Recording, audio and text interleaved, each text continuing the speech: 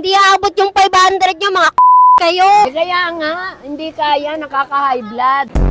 Sabi natin si Miss Neri. Ano tatanong mo? Kumakain ka pa ba? Kasya yung 500? Di siya na mag-budget. Oh.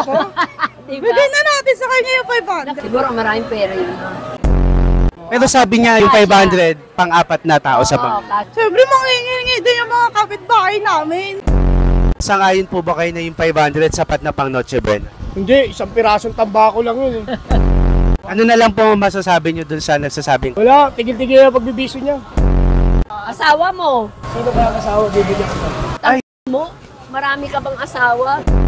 Wala kang mabibili. Meron namang mabibili.